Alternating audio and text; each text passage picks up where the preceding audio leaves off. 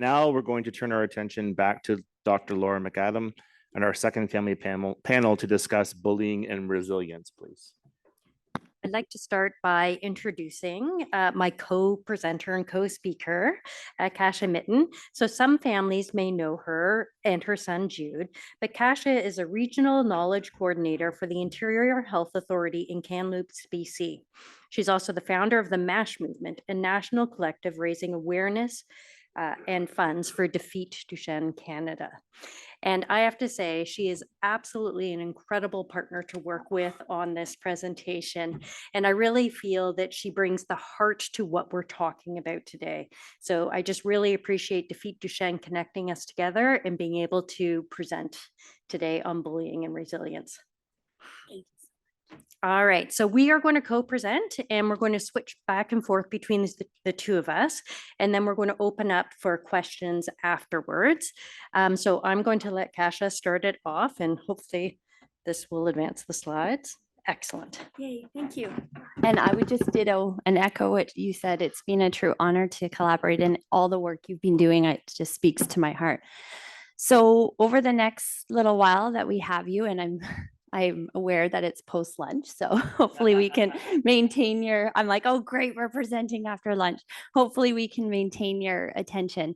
But this is our focus. We want to talk about, we're going to start from a bottom-up approach and looking at this tree. So the bottom of the tree is the root. So that's really the root problem, the root cause of a lot of emotional distress, and it's a complex issue, which Laura, Dr. McAdams will address with you. And then we're going to talk about the core, which is the trunk of the tree, which is resilience. How do we stand strong? How do we maintain resilience through these adversities? And then we're going to finish our presentation off with growth, which really looks at living in possibility. How do we bloom? How do we get that wraparound support and care and really flourish as humans?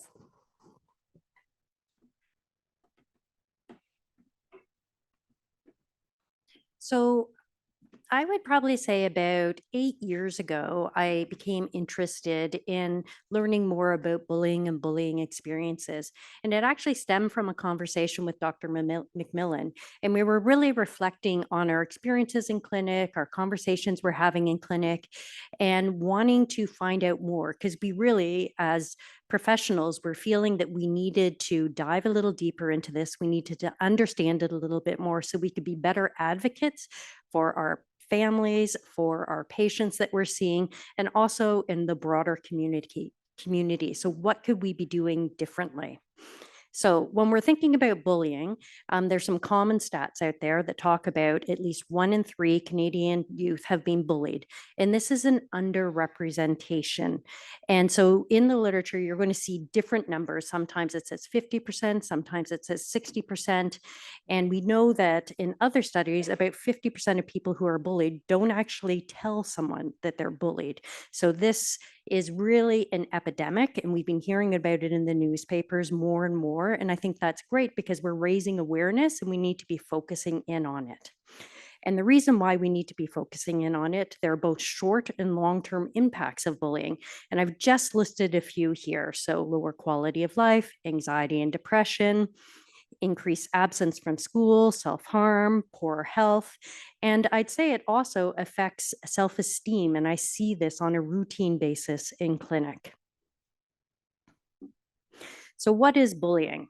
So there's some key components when we're looking at the definition of bullying.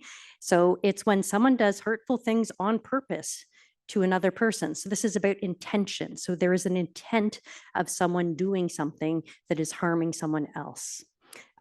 There's a power imbalance. So when a person tries to make themselves feel big, or another person feels small. So there's intent, there's a power imbalance, and in older definitions, it said that it had to be repeated, but we know in reality, even one episode is an episode of bullying. So it doesn't need to happen more than one time.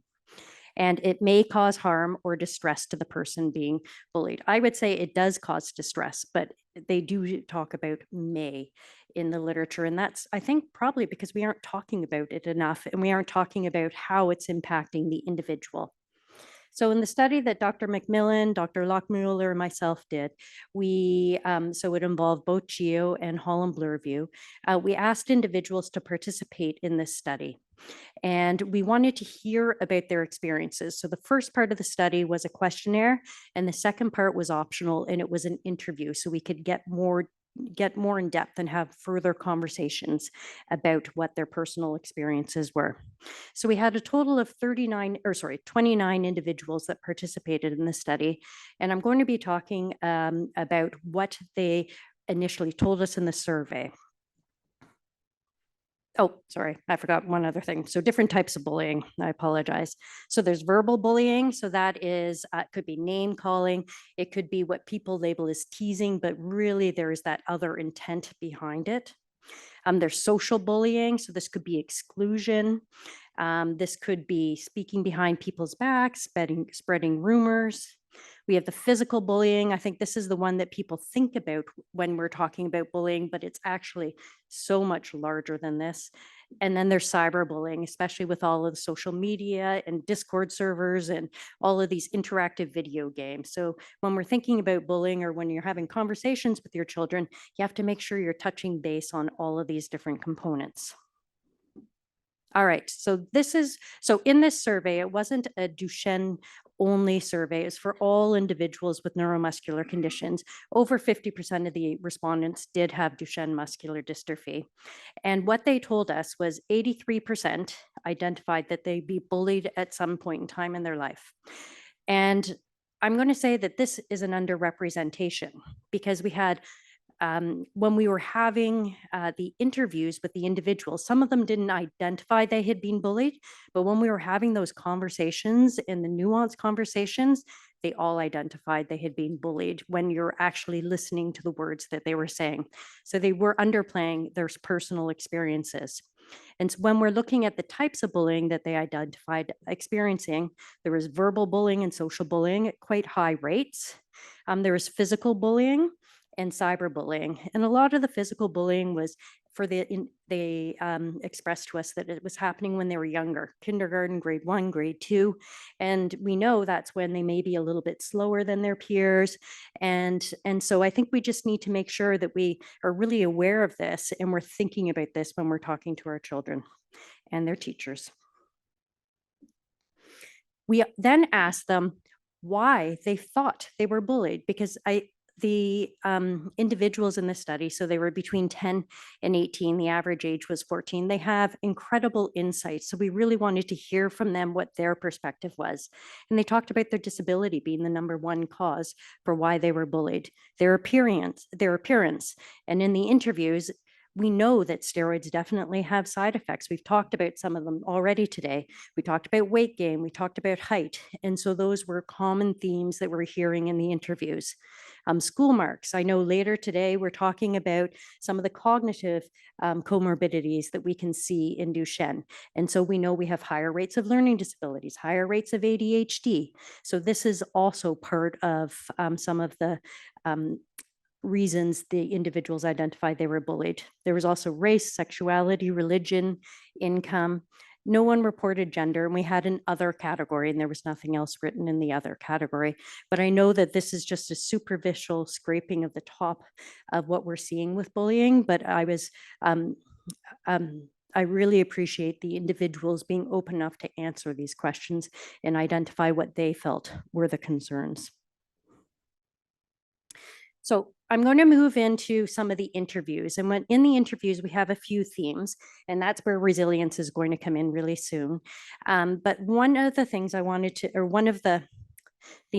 talk about is stigma-based bullying. So when we got to the heart of what it was these individuals were experiencing, it really falls in this broader category of stigma-based bullying. So this participant said, "If I can walk, why am I in a wheelchair?"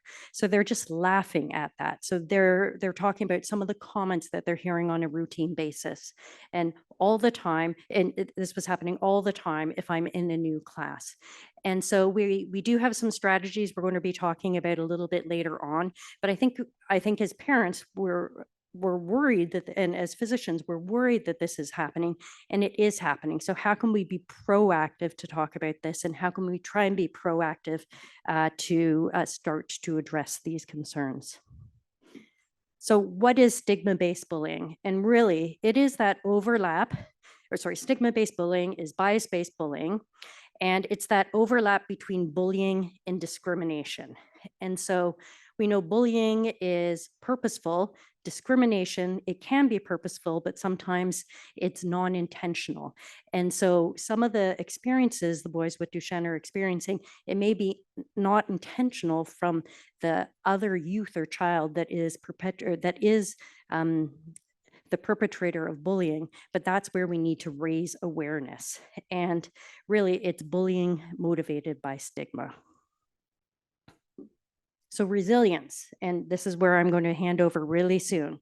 So participant 10 talked about, I basically just talked about it with my parents, and I tried to like find solutions on my own because I don't like asking people to help me to do things.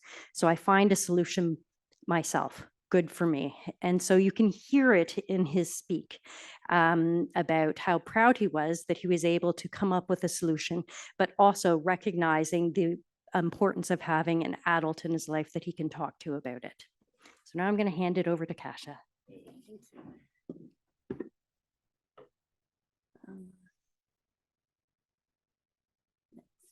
There we go. There we go. Okay, we're good. So let's talk about the narratives of resilience. So what are we told about as we grow up in this world about resilience? And often some of those narratives are what end up shaping our experiences. And so often what the research has shown is that the narratives around resilience can include things like, well, it's an inborn trait, or it's a set of skills that we need to learn and practice. Some argue that resilience is a cognitive skill, focusing to just think in a positive way. Others believe it has to do with our inner strength or fortitude. And there's some things around that where it's we need to bounce back quickly. There's stoicism, which means we don't show any signs of emotions. There's this focus on sheer willpower and just getting through it at the expense of our own emotional well-being. And also the narrative around being resilient means that we're very independent and we just get through it on our own.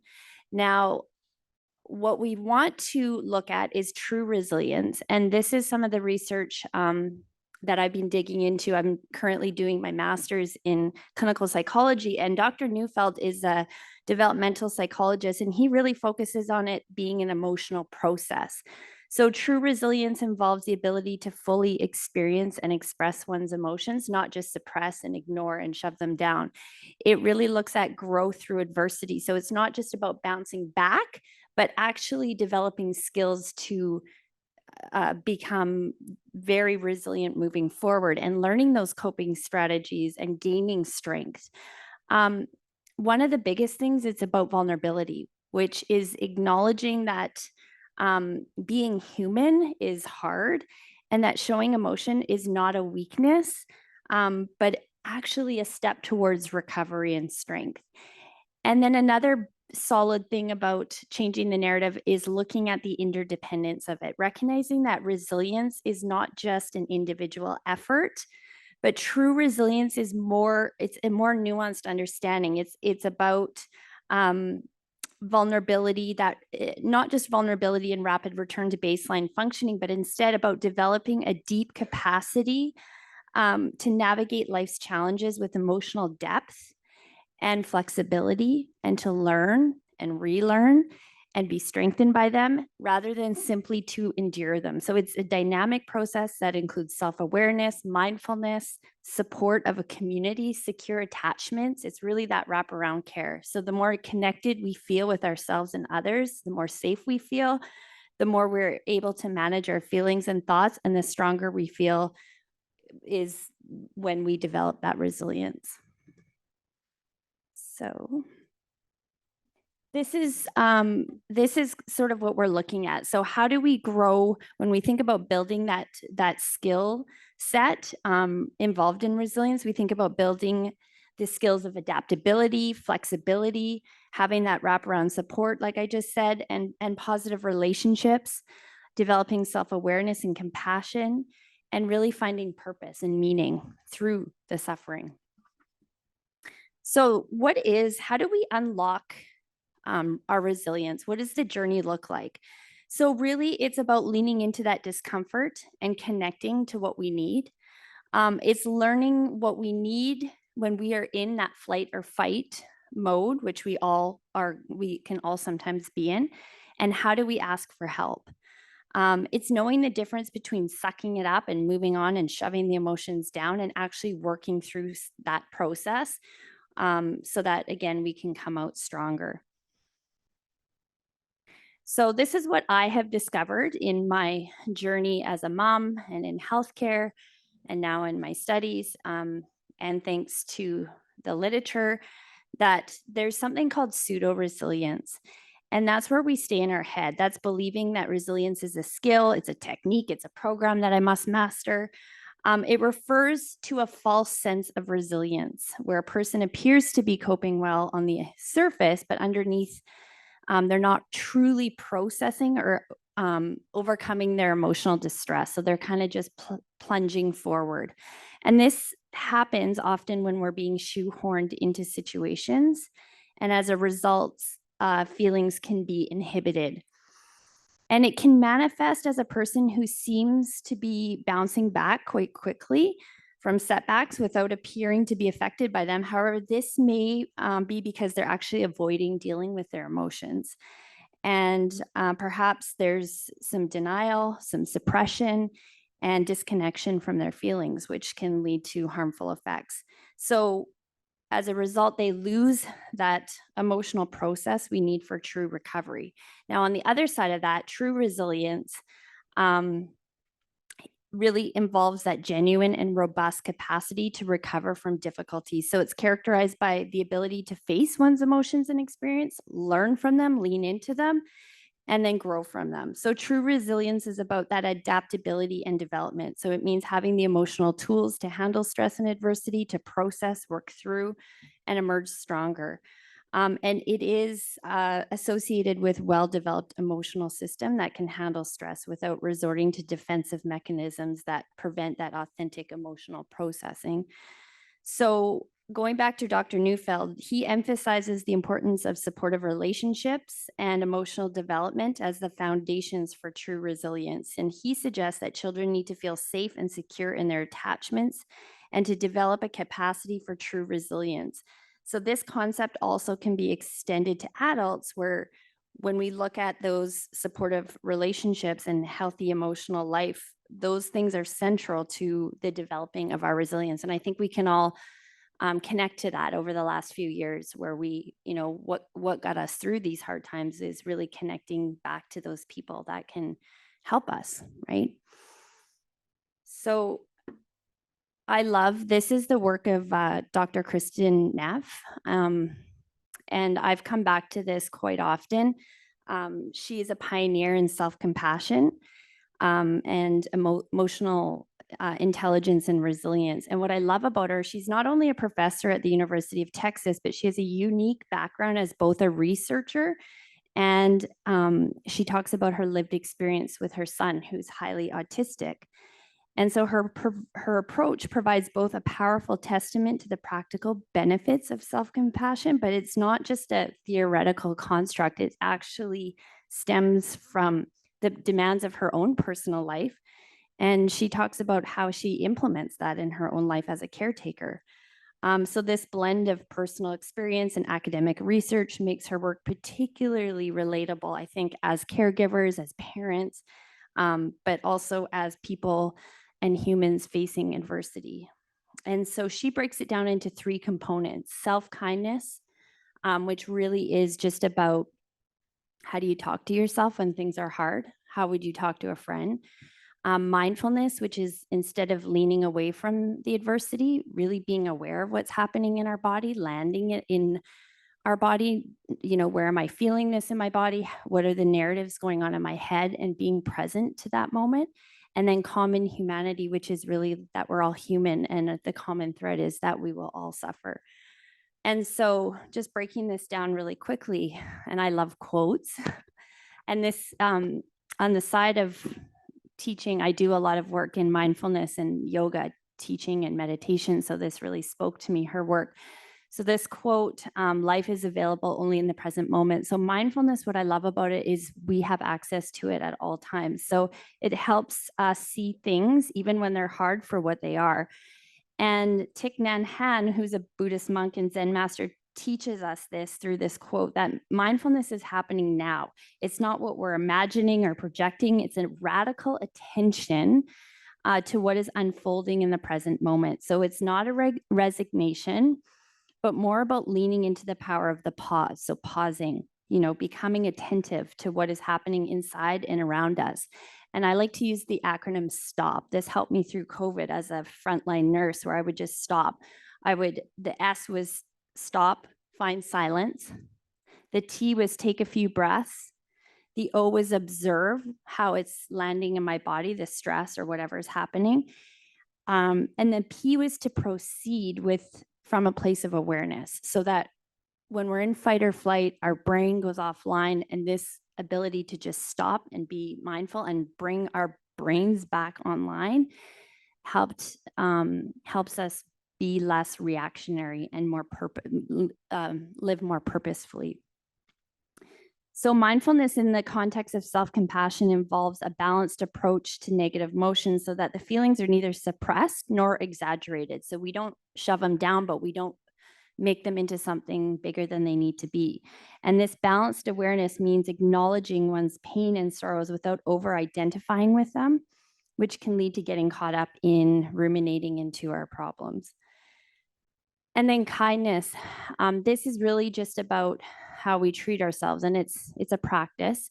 And this quote says, just keep watering yourself, you're growing. So self-kindness refers to the tendency to be caring and understanding with ourselves rather than being harshly critical or judgmental. Super hard to do. Instead of attacking and berating oneself, and looking at our personal shortcomings when confronted with challenges, we look at exercising kindness and compassion with ourselves. Like, this is really hard. I'm suffering. I need help. What can we do for ourselves in that moment? And how often with my son, when he's gone through really hard days, I often say his best friend, his name's Mason. And I say, what would you say to Mason in this moment? So it's understanding that we are so good sometimes at being kind to others, but we need to turn that kindness inwards. When we accept our life's difficulties with empathy and kindness, greater emotional equanimity occurs and is experienced, and we have better quality of life. It builds those tools. And then the last one is common humanity. And this is a quote from Dr. Viktor Frankl. If you've never read the book Man's Search for Meaning, it's a really interesting one. He was a Austrian neurologist, psychiatrist, philosopher, and author, but also more profoundly a Holocaust survivor. So he wrote this from his lived experiences in concentration camps. And what he says is that the very definition of being human means that one is mortal, vulnerable, and imperfect. And he believed that humans are motivated by something called a will to meaning, which is the desire to find meaning in life. And he argued that life can have meaning even in the most miserable of circumstances, which is what he writes about from his time in concentration camps. And that the motivation for living comes from finding meaning and purpose. So this component involves recognizing that suffering is part of our shared humanity, and everyone experiences hardships in life. I've seen that as a nurse. By acknowledging this, individuals understand that they are not alone in their struggles. And so what that does, this contrast with a feeling of isolation that can come from seeing one's experience as a unique or indicative of their personal flaws, allows us to come back to that sense of we're all suffering. And again, I think we really saw that over the last couple of years. So I'm just going to do a couple tools in the toolbox. This is something that I've used personally, professionally, that have helped when we look at strength building. This one here, it's older. It's actually, I think this book was written in the 90s. Has anyone, yeah, I see some head nods. This is Marilee Adams. The book is called Change Your Questions, Change Your Life. I actually have this laminated on my fridge. I have it laminated in my office. I have to pull it out of my purse sometimes because things get hard. And I'm a visual learner, so I really love this. It looks at that fostering that mindset that is more adaptable and resilient in the face of challenges. So it promotes problem solving through reflection and inquiry. It emphasizes the importance of living in possibility through maintaining curiosity. And there's a quote by Edwin Lewis Cole that states, "You don't drown by falling in the water, you drown by staying there." And when I look at this, I think you don't get stuck by falling into the mud pit, but you get stuck by staying in there. And we love the mud pit. I mean, it feels so good, right? We want to get other people in there. We want to be judgy. Look at the narratives on here. What's wrong? What's wrong with them? They're so stupid. I'm so stupid. Nothing's working. We want to throw mud. And sometimes it feels good and we want to pull other people into the mud pit. But the real work is understanding that between stimulus and response, there's a choice, and we have this choice of switching lanes. And it starts by asking these questions, right? What happened? What do I want for myself, for others? What can I learn? What assumptions am I making? What are the facts? What are they thinking and feeling? What am I responsible for? What's within my control? And when we start to shift those narratives from a cognitive perspective, we start to see that we have bigger locus of control over our life. Another one, a big teacher of mine is Pema Chodron. She's an American Buddhist author and spiritual teacher who lives in Nova Scotia. And she says that often we think the point is to pass the test or overcome the problem, to not get stuck in the mud. But the truth is that things don't ever get truly solved. Things come together, they fall apart, they come together, they fall apart. And just like that, resilience comes from letting there be room for all the messiness, for sliding into the mud, to get out of the mud. And that we need to experience all of it, the grief, the joy, the frustration, the misery, that we cannot selectively numb our emotions. If we cannot truly feel grief, we will not truly feel joy. So resilience and grit come from understanding our default setting as humans. We want to be in the mud. It's actually a practice.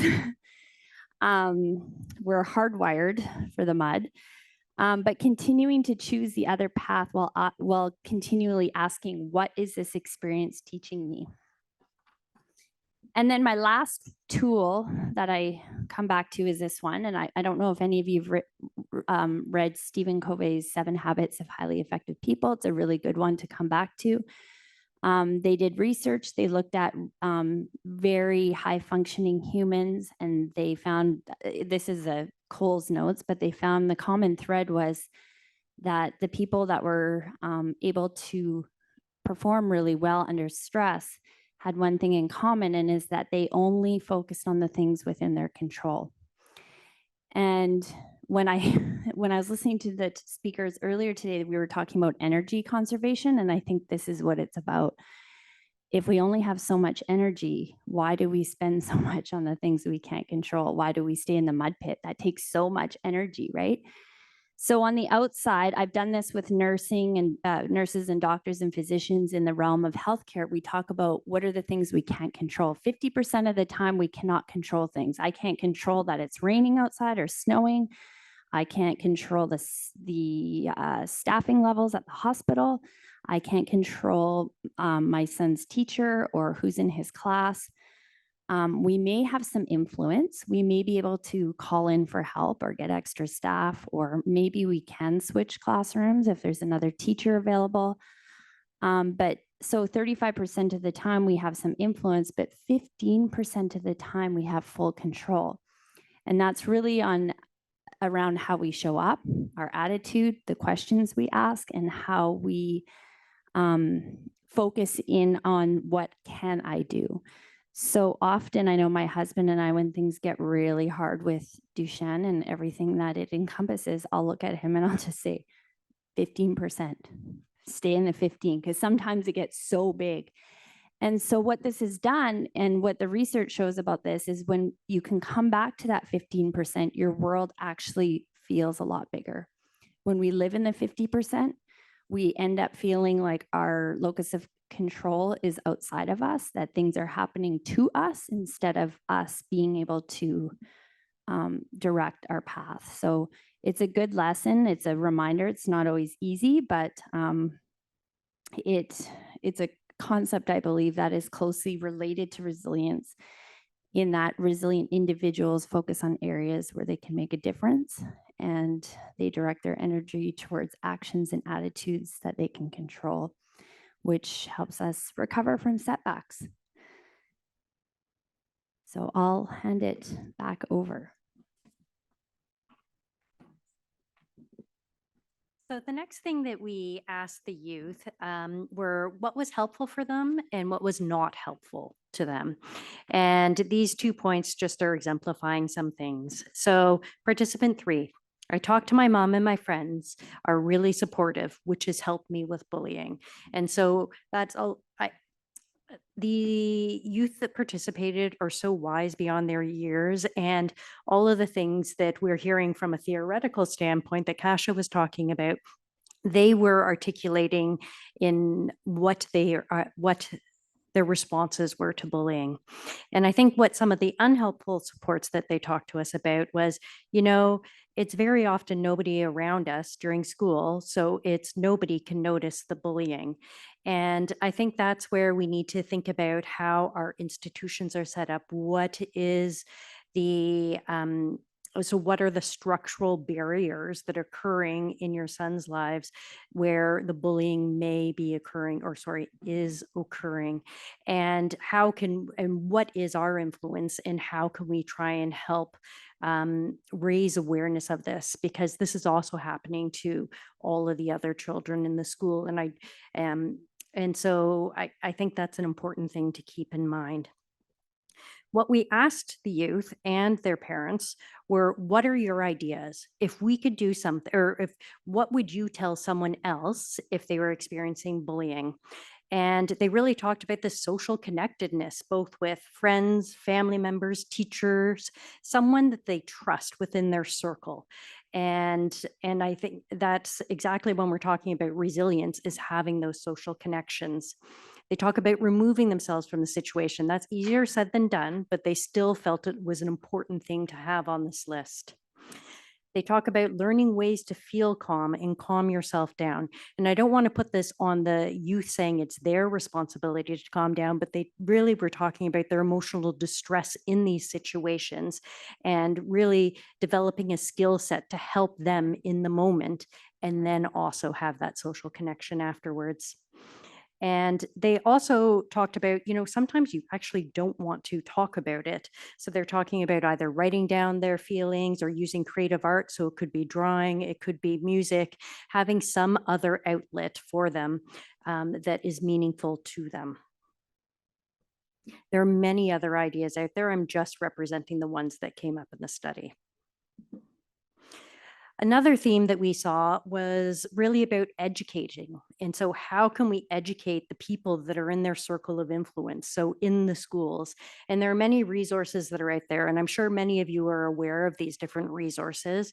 But Muscular Dystrophy Canada, this is not a Duchenne specific resource, but it's a muscle facts resource, and it has some good ideas and excellent education that can be provided to the schools.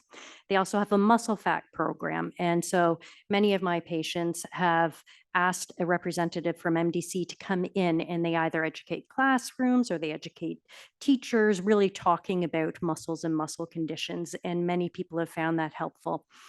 PPMD, so Parent Project Muscular Dystrophy. They have information online, including like parentprojectmd.org/classroom. And so there are a lot of resources on there. And there's an educator's masterclass, because some school boards highly value extra education. And this is a Duchenne-specific education for educators to really help raise awareness. And the last one I have on here is Project Inclusion. So this one lives on the Holland Bloorview website, and there are different modules, and it's really looking at inclusion. And I'm going to forget some of them, so I'm just going to read them. So one of their modules is accessibility, inclusion, and participation. Another is promoting accessibility and inclusion. Another is enabling engagement in choices, goals, and planning.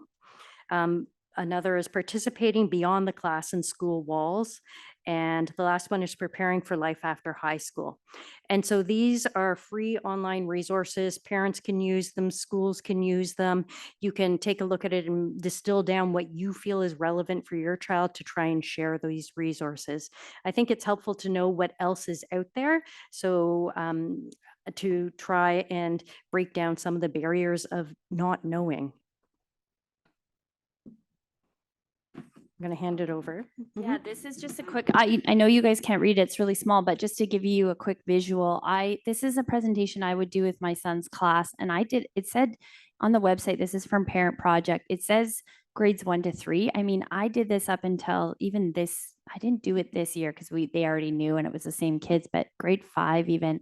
And it was great. I'd go in there with like a bowl and I'd have like sugar and different ingredients. And I'd ask people to come up and we'd make these chocolate chip cookies. And we'd talk about what ingredients do you need to make these cookies. And we put them in the bowl and pretend like we were making them. And then we talked about with Duchenne, they're missing a key ingredient, but the cookie is still the same. It's just maybe not chocolate chip. It becomes a different kind. And we talk about what is it? It's not contagious. And what the questions that those kids had about, I mean, they don't know what they don't know. So it's really about awareness. And then we'd have this conversation and I would do something called a triz, which is like, let's talk about all the things you guys see that Jude struggles with in school. Like what are some things he need, or what do you think that he might need help with? And they're all, oh, opening that heavy door over there. And sometimes with his backpack, getting that, out of his locker. And I would say, oh, you guys are so smart. And we'd write them all down. Now, what can we do? Like, how can we problem solve this? And then they would come up with all the ideas on how they could, and I'd be like, you guys are experts. Like, you are so good. And now you get buy-in. And now they're Jude's helpers. They're there, they're watching, they're noticing, they know what it is. They have all these questions. We pretend to make cookies. We talk about it. And this is just one example, but there are lots of different presentations on the Parent Project. So. Another idea that a parent had shared with me is, and they started this in kindergarten. So for those of you that have younger children, is they wrote a letter to the parents of the children in the classroom.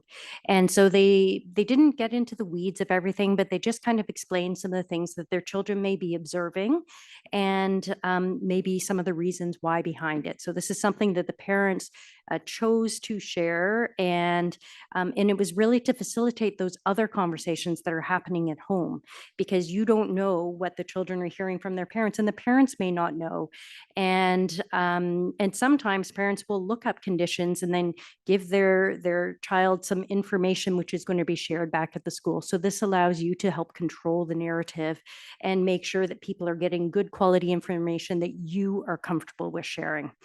And I think with all of these strategies, there's not a one size fits all. So some families are saying, I'm not going into the school. And that's where we have these other resources. And other families are saying, I'm going into the school. And I think it's really, really key to speak to your son, because your son is going to have very specific ideas about this. Do they want to be present? Do they want you there? What information do they want you to share? And so this really needs to be a collaborative approach. And I know your neuromuscular teams will definitely be able to help support you if you're having questions about content, because many of us have multidisciplinary teams across the country. And so know that you're not alone. And so we have these parent organizations, we have online resources, plus you have your care team. So hopefully one of those are going to be within your realm that you feel that you can have this conversation, or you can receive some of the information that's going to be helpful for you in your specific circumstance. These were some ideas they generated about preventing or reducing bullying. And so number one that came across in many interviews was really building empathy. And we gave some different ideas of how to help from an education and knowledge standpoint. And really what our hope is that it's going to be building empathy for the with their classmates as well as with their teachers so that they have a better understanding, because they don't know about Duchenne. This is a rare condition. And so we're going to have to help bring them into the world of Duchenne. They talk about buddy programs. And so this can look different at different stages. But a lot of the individuals, as they were switching schools, they talked about the power of buddy systems, because we know sometimes you're moving to a school not with your peers, especially if we're looking at accessibility. And so how can we make that transition a little bit easier for the individual, but it has to make sense for that young man. Self-advocacy, really looking at either programs that teach resiliency or build self-advocacy skills. And this doesn't have to be I'm going to teach you self-advocacy. It's really about participation. If you're in any group, be it Scouts or a coding class or a robotics club, anything that they are interested in and passionate about, they're going to be building these self-advocacy skills, which they're going to take with them for the rest of their life.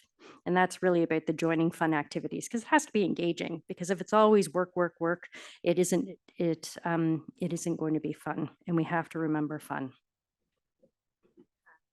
Yeah, this is just an example. And I love that. The more we talk about it, again, when we go back to the concepts of resiliency, vulnerability is huge. It took me a long time to actually get there, to engage. I want to acknowledge that it's not easy to talk about it. But when I did, all of a sudden we got this buy-in from the school. So this is like one way that we brought awareness, because the kids were then like, we got to do something for Jude, and he loved superheroes. So leading up to the Walk to Defeat Duchenne, they came up with this on their own, this superhero day. And they all dressed up as superheroes. And you can see some of the kids were like VIPs for Jude, Team Jude. Everyone's dressed up, and there'd be 450 kids walking down, because we live a few blocks from the school. So they do a whole lap down to the school and back. And it came, I think, from the buy-in, because if we can talk about it, if we can engage, and then we can send messaging out to the families of these parents. A lot of parents were like, I had no idea. I didn't even know what it was. How can we help? And we need help. This is like a team sport, right? We can't do this alone, which is, at the end of the day, this is why I love this slide. Whenever I talk about resiliency, the rabbit says, I'm afraid. So he says, I'm afraid, said rabbit. What are you afraid of? Asked bear. I don't know, replied rabbit. I just am.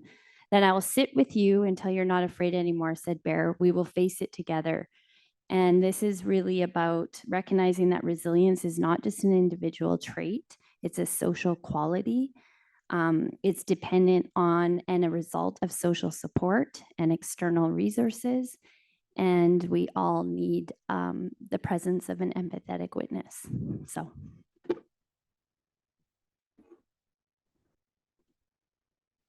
thank you. We hope that this has been a helpful talk. We hope we have been able to give you some either tools or ideas that you're able to think about at home, to really make sure that we're thinking about bullying, we're thinking about resilience, we're thinking about self-advocacy, because I feel that all of these are overlapping and really important in day-to-day life.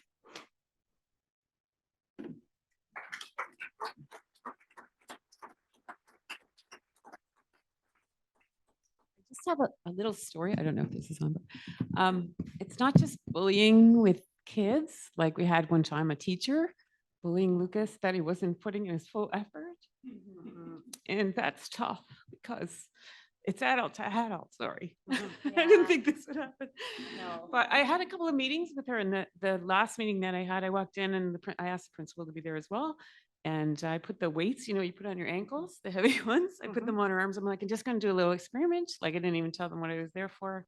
And I'm like, if you could take notes on what I'm going to say, because there's some new results that we got in from the hospital. And she's like, oh, okay, I'm just going to take these off. I'm like, that, you can't take them off. He can't take them off. He's tired. you know, and I thought that was a good lesson and she kind of got it. So sometimes the bully is in a weird Yeah, place.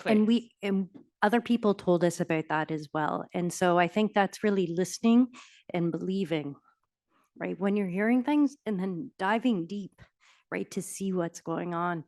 One person talked about how from an accessibility standpoint, the school wasn't accessible.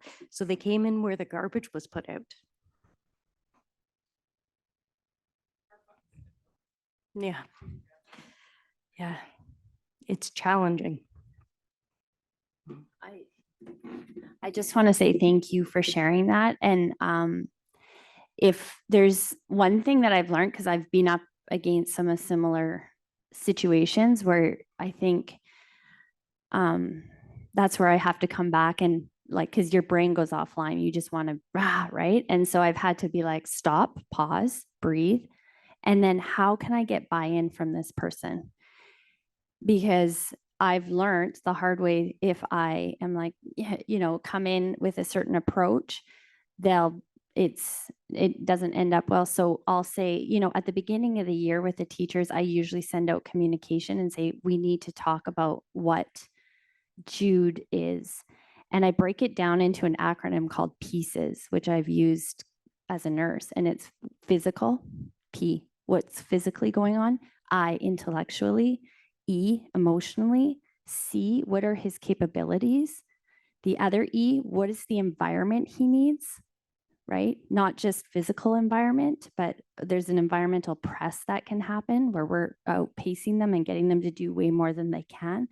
And then S is this social, spiritual, sexual, depending on the age where their things are at. And I literally write it out so that right from the get-go, they have a full understanding of the personhood and what's going on.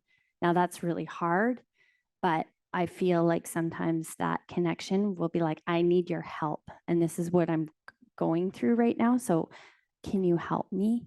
And that's help. But sometimes it's easier said than done. And I think, unfortunately, that awareness sometimes is lacking and it can lead to a lot of suffering for sure. So thank you.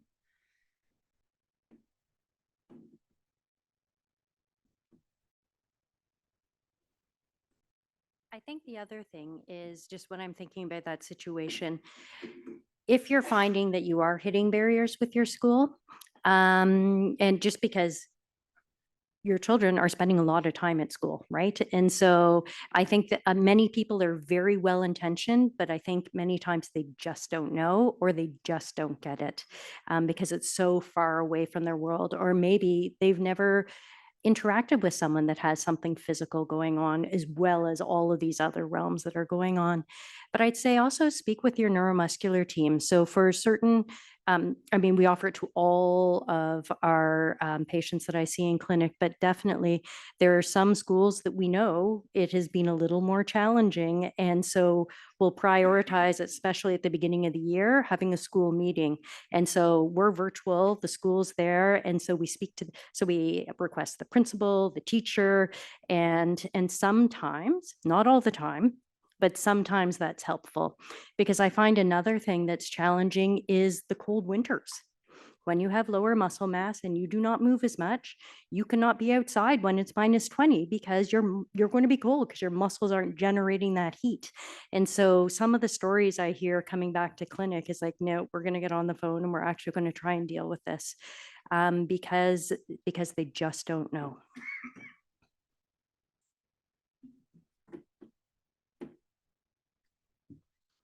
Are there any other questions here or online? No? Okay.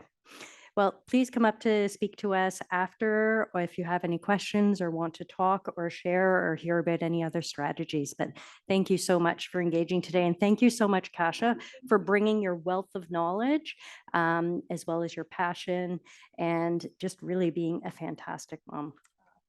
Thank you.